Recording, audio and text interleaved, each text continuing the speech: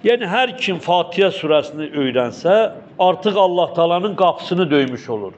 Bir daha əzizlər, təkrar edirəm bildiyiniz kimi, deyir İyyaka na'budu və İyyaka nestaîn. Ey Allah, səndən istəyirəm, sənə ibadət və itaat edirəm. Nəyi? İhdinə siratal müstəqim. Mənə bəs düzgün yol öyrət. Rəhbər ol, qələtçi ol.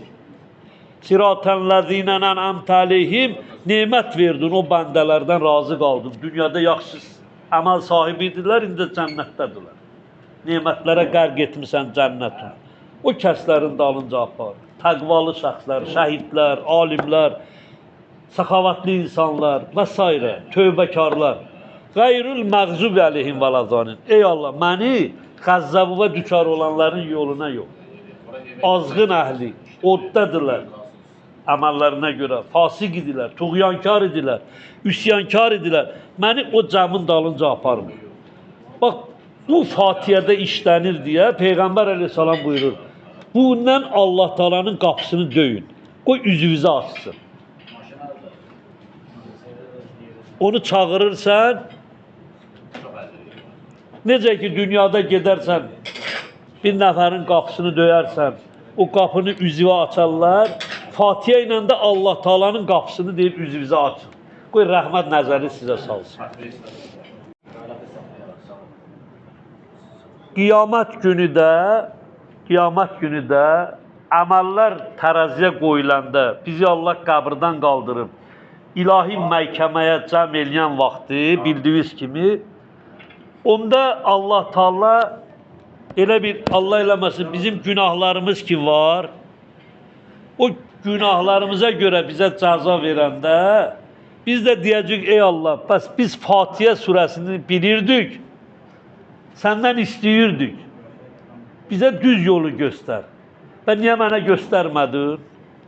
Deyir, Allah özünü müttəhim eləməz. Sən onun qapısını döymüsənsə, o inşallah o qapını üzvə açar. Dünyada birindən küsərsən, o adam gəlir qapımı döyər. Bir dəfə, iki dəfə, üç dəfə israrla sən qapının üzünü açırsan. Nə istəyirsən, niyə gəlmirsən? Ona öyle deyir, Fatihə surəsini oxuyun, öyrənin. İsrarla Allahın qapısını döyün ki, üzünüzü açsın. Allah nəzərini, rəhməti üzünüzü açsın. Bu baxımdan Fatihənin böyük dəyəri vardır.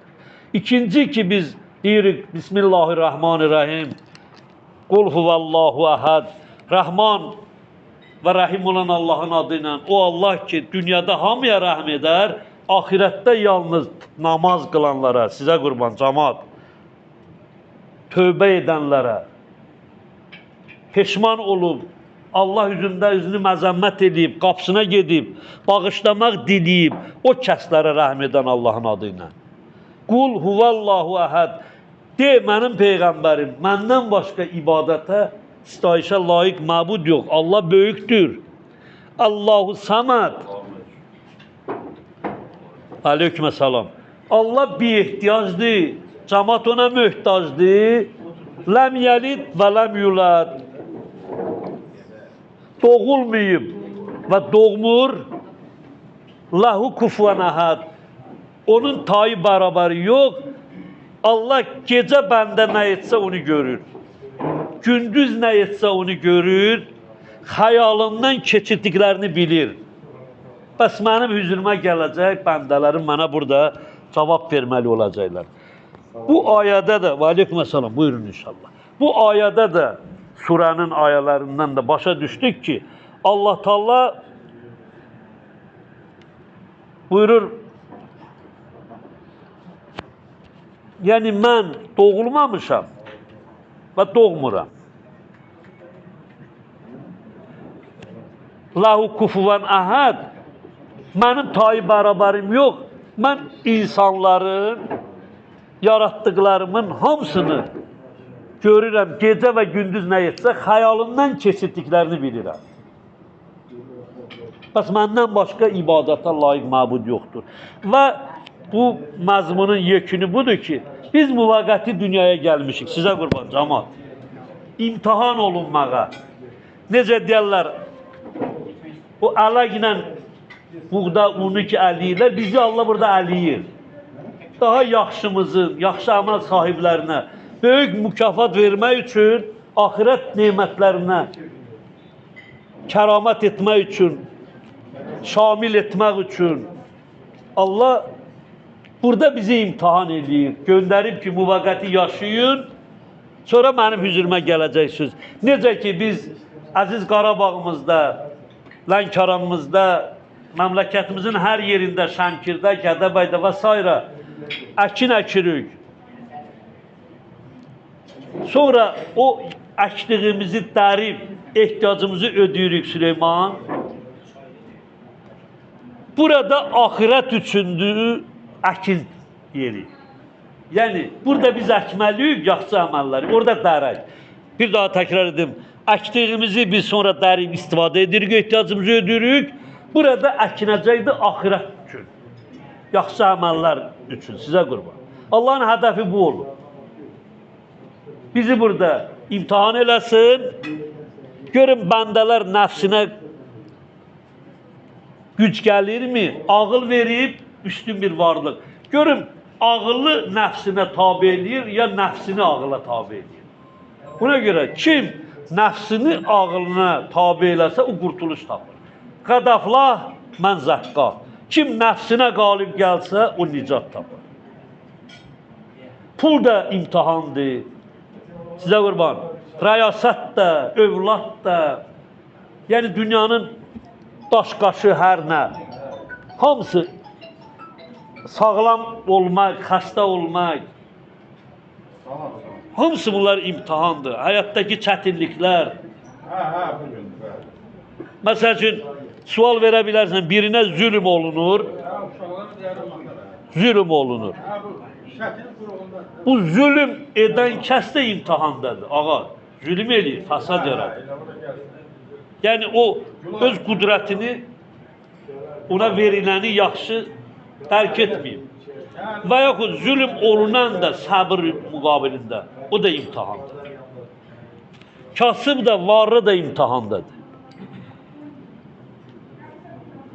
Bəzən olur, görürsən dünyadan bir də insanlar, belə deyirlər, biz əziyyət çəkdik, narazılıq edirlər, dünya əzabında o odda yanırlar. Axı Allah Taala'nın Peyğəmbəri buyurur ki, dünyadakı əziyyət ahirətin saadətidir. Böyük müsibət görmüş dünyada şəxslər ahirətdə sevinc içində olar. Əgər kim Allahın yazdığına şükür edərsə. İmam Peyğəmbərlərimiz öz həyatlarında belə hadisələrlə rastlaşanda Allah sənin razılığı ilə razıyam, sənin istəyindən mən də qəbul edirəm. Yəni şükür ediblər. O imtihanlarda şükür ediblər. Və qızıl ki, qiymətlidir qızıl, qiyməti var, alman metaldır. Qızıl onda qiymətə yetişib, Teymur, onda yetişib qiymətə qızıl, yəni dəyər saxıb. O çox əzilib, çox yandırılıb, süzülüb, döyülüb, sonra olub qiymətli. Qızıl idarələrində, Gədəbəydə, zavodda işləyənlər bilər. Məsələn, ət evə alırıq, əti çiğ yemirsən ki, ət onda olur yeyiləsi, o yanır, o odda, çevrilir o tərəf bu tərəfə, ona əziyyət veriləndən sonra, belə deyək, o odda yanandan sonra olur yeyiləsi. Bax, dünyada da bu çətinliklər olur bəzən insanlar üçün, bunlar imtihandır. O çətinlikdən sonra Allah Teala səni dəyərləndirir və nə edir? Sənə o qiyməti verir. Məsəl üçün, Həzrəti İmam Hüseyin kimi.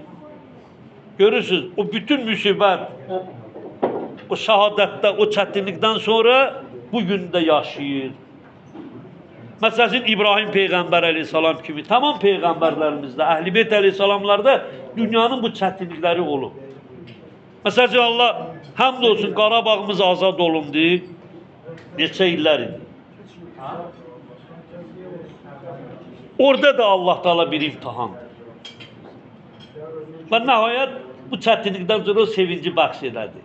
Yəni, bu çətinliklərin hamısının sonunda bir sevinc var. Biz bilməyən bir ilahi bəndəsinə bir lütfi neməti vardır, sizə qurban. Ona görə hər işdə Allaha